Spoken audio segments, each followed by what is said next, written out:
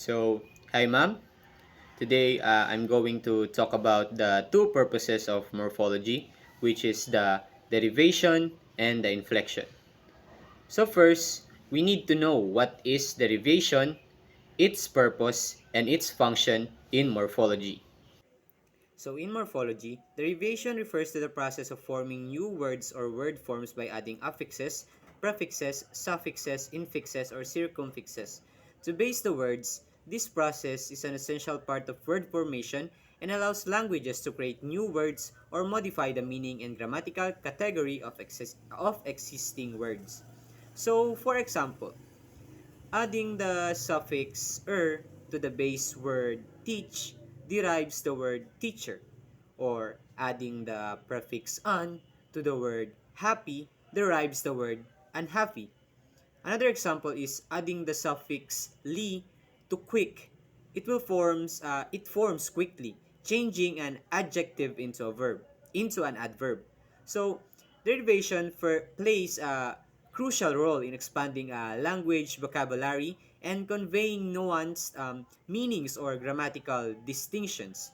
It can also be used to change a word's part of the speech, example, turning a noun into a verb, or to create related words within a word family. So the function of derivation in morphology, which is the study of the structure and formation of words, derivation serves several functions. The first function is the word formation. Derivation is a fundamental process in creating new words by adding prefixes, suffixes, or other affixes to base words. Languages can generate a wide range of new words with distinct meanings. For example, in English, adding the suffix able to the word accept forms acceptable. The So you get it, just by adding suffix, prefix, and circumfixes, we can change word forms. The number two function of derivation is the change in word class. So, derivation also allows for the transformation of a word from one grammatical class, such as a noun, into another, such as a verb or adjective.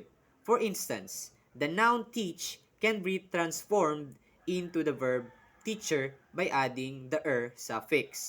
So that is the number two function. While the number three function is the nuance meanings, or the derivational affixes can add nuance meanings or modify the meaning of a base word. This helps to express shades of meaning or create specialized vocabulary. For instance, happiness, it is a noun, and happily is an adverb. But it is both derived from the base word happy. So I hope you get it. Next is the fourth function, which is the grammatical functions. Derivation can also serve grammatical functions such as indicating tense, aspect, or case. This is particularly relevant in languages with extensive inflectional systems. So that is number four. Let's proceed to number five, which is the word families. Word families. Derivation contributes to the formation of word families where a set of related words share a common base but may differ in meaning. And grammatical category, for example, from the base word nation, one can derive national, which is an adjective, nationality as a noun, and nationalize as a verb, and so on and so on. It goes like that. So overall, derivation is a crucial process in morphological analysis as it helps to explain how languages build and expand their vocabulary and how they convey complex meanings through word formation. So that is the function of derivation. So that is all for derivation, which is its function and its purpose in morphology. So basically, in summary, derivation helps us understand how the formation of new words are formed.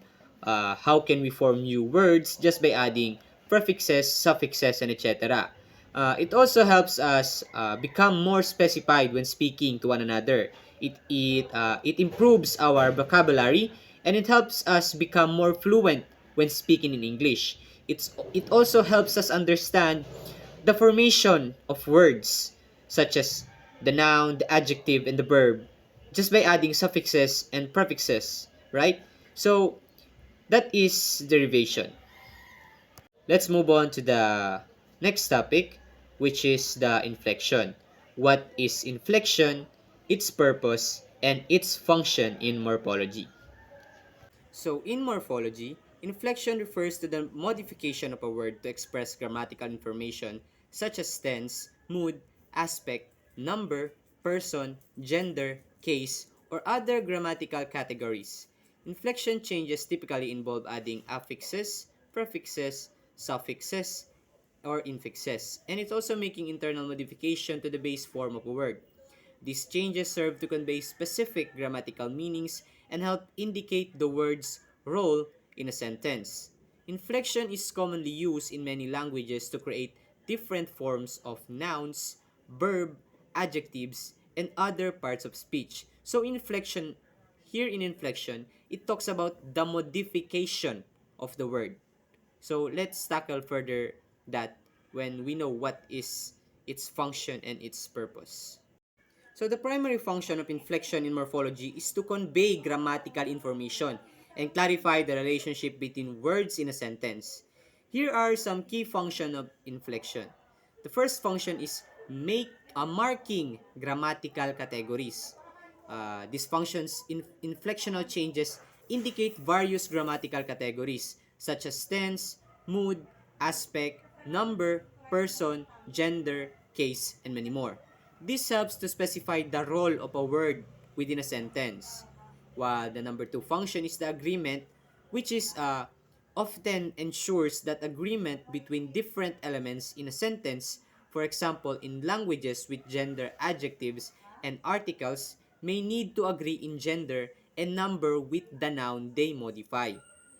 While in number 3 function is the verb conjugation, it is the inflection of verbs that helps indicate the subject's person, number, and tense, which is crucial for understanding the timing and subject of an action. You need to take note of this number 3 function of inflection. While in the number 4 function, which is the noun declension, it is the inflection of nouns that can show their grammatical case, number, and gender, which helps determine their syntactic and semantic role in a sentence. So that is number 4. Then let's proceed to number 5, which is the adjective modification. Adjectives may change in form to match the noun. They describe in terms of gender, number, and case. So, adjectives may change in forms to match the noun. While the function number 6 is to pronoun clarity. Pronouns helps distinguish between different grammatical roles such as subject pronouns, for example, he and she, and object pronouns such as him or her. While the number 7 function is the sentence structure, which contributes to the overall structure of a sentence, allowing for word order, flexibility, and helping to establish the relationship between words. So, in summary, inflection in morphology serves the crucial role of providing grammatical context and structure to language, allowing speakers and listeners to understand how word relates to one another within sentences. So I really am sorry, ma'am, if it is already nighttime and I am able to continue my video just now because earlier today my phone died and we have no electricity at house, so I just left it at my friend's house to be fully charged and can continue my video now. So I stopped at inflection. So I've already discussed its purpose and its functions. Now let us summarize what is inflection.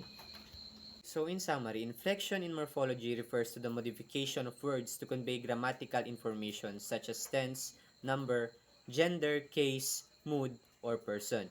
It typically involves adding prefixes, suffixes, or altering the root form of a word. This process allows a language to express various grammatical nuances without necessarily changing the word's core. Meaning, inflection is a key feature in many languages, including Latin, Russian, and Spanish, but it varies greatly in complexity and prominence from one language to another. So, basically, from what I have learned and what I have understand, inflection is the modification of word, but it doesn't change the root of the word. It doesn't alter the word. It just modifies it for the language to become unique.